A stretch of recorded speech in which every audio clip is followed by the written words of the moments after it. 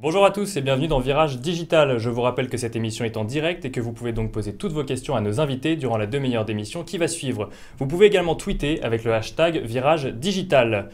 Alors, jeu concours, la semaine dernière, nous vous proposions un tirage au sort parmi tous les nouveaux inscrits sur le site de Décideur TV qui avait suivi l'émission Virage Digital. Vous pouviez gagner un pack Smart Home Easy Life. Et nous avons donc un gagnant, il s'agit de Sébastien Martin qui remporte donc le pack que je vous présente à l'écran, le pack Smart Home Easy Life.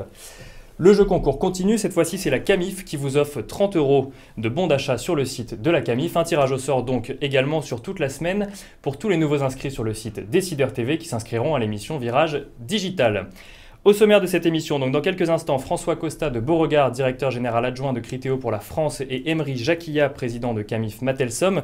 Nous parlerons des impacts des évolutions digitales en matière de e-commerce. Sabri Otmani viendra ensuite nous présenter Pulpix, une solution de recommandation vidéo. Et enfin, Pierre Chavannes nous rejoindra pour le clin d'œil de la semaine. Mais tout de suite, place à l'info numérique de la semaine avec la revue de presse.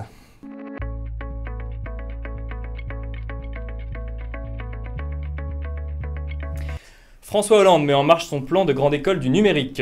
Lancée jeudi dernier, elle témoigne de la volonté du gouvernement de rendre le numérique accessible à tous, comme le montre cet extrait capté par la chaîne LCP.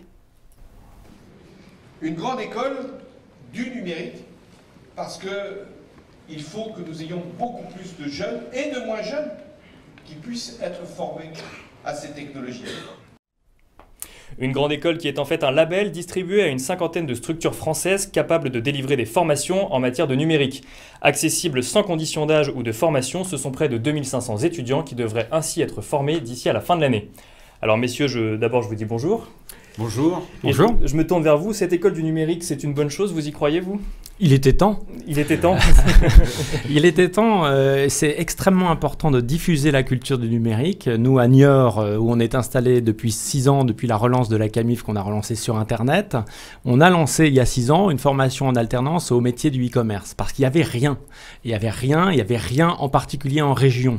Et ce qui est important, c'est que le numérique, ça ne touche pas que des startups, mais que ça touche toutes les entreprises traditionnelles pour qu'on emmène tout le monde vers cette transition, vers cette révolution numérique. Donc ça répond à un besoin, vous partagez cette... Je pense que c'est une très bonne initiative et en revanche, il faut être très attentif à la manière dont ça va être mis en œuvre et quel résultat on aura. Mais je pense effectivement que c'est une très bonne initiative. On a besoin de recruter dans ce secteur, on a besoin d'avoir des personnes compétentes dans ce secteur. Deuxième info de la semaine, la CNIL refuse de donner raison à Google dans la bataille du droit à l'oubli. Le moteur de recherche qui n'appliquait le droit au déréférencement, c'est son vrai nom, que pour les déconnexions en Europe, avait demandé à l'autorité française de renoncer à sa demande de l'étendre au niveau mondial. Refus de cette dernière donc qui déclare que Google doit dès à présent se conformer à la mise en demeure. Alors, j'ai envie de vous dire, c'est un éternel débat que celui-ci. Est-ce que, messieurs, un avis sur ce droit à l'oubli? Finalement, ça concerne aussi le e-commerce, le droit à l'oubli. Dans le e-commerce, à la rigueur, on oublie, on recommence, c'est moins important. Je pense que le droit à l'oubli qui concerne Google, c'est plus vraiment sur des comportements personnels. Ce qui est sûr, c'est que la CNIL a un rôle vraiment très important. Moi, je pense plus pour la publicité en ligne. La publicité en ligne, elle s'appuie sur des données. Et si on veut pouvoir continuer de travailler sur ces données sans inquiéter les internautes, on a besoin de pouvoir s'appuyer sur la CNIL et d'avoir des gens qui vont vraiment permettre d'avoir un bon contrôle des données. Donc un rôle essentiel de la CNIL. Emery Jacquilla, vous partagez cet avis? Absolument, je pense que c'est très important que les grands groupes internationaux se confortent à nos règles. Nous, on a fait le choix de faire en sorte que tous nos serveurs soient en France. J'y tiens énormément parce que je trouve ça, à titre personnel, assez effrayant de ne pas du tout savoir où sont nos données. Donc plus de suivi, surtout plus de quand ce proximité. sont des données privées. Alors, une troisième info de la semaine qui va plus vous concerner cette fois-ci, le e-commerce en grande forme, parce qu'en ce moment se tient à Paris la Paris Retail Week, l'occasion pour la Fédération e-commerce et vente à distance ou la FEVAD pour ceux qui connaissent, de présenter un bilan trimestriel du e-commerce. Un bilan positif donc avec une progression de 16% pour le deuxième trimestre 2015, un chiffre d'affaires à l'année qui devrait avoisiner les 65 milliards d'euros, des chiffres encourageants donc portés d'une part par les places de marché et d'autre part par les ventes sur tablette et smartphone. Et autre chiffre marquant, on aura l'occasion d'y revenir, un délai de livraison moyen de 1,6 jours ouvrés. Alors messieurs, là pour le coup on entre dans le cœur du sujet, le e-commerce français est donc en grande forme.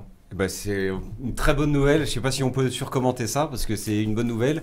On peut espérer que ça continue. Le point sur les délais de livraison est vraiment intéressant parce qu'il y a un enjeu fort là-dessus pour que le e-commerce présente vraiment des qualités qui soient très proches de ce qu'on peut avoir dans les magasins physiques, même si c'est dans une logique différente, mais c'est une très bonne nouvelle. Oui, et c'est pas prêt de s'arrêter, à vrai dire, parce que quand on voit l'écart entre, par exemple, dans un acte d'achat, le nombre de gens qui recherchent sur Internet et ceux qui effectivement finalisent leur achat sur Internet, il y a encore un écart significatif. Et je crois vraiment qu'on est encore au tout début du e-commerce, même si ça fait 20 ans. En particulier, nous, on a Matelsom, je l'ai lancé il y a 20 ans sur Internet, donc ce qui fait de moi une sorte de dinosaure de l'Internet, ben, c'est pas fini. Hein, la révolution, elle continue tous les jours et c'est surprenant, même l'accélération qu'on subit. Le mobile est un autre driver de croissance très fort. Je vous coupe parce qu'on va en parler tout de suite dans le débat.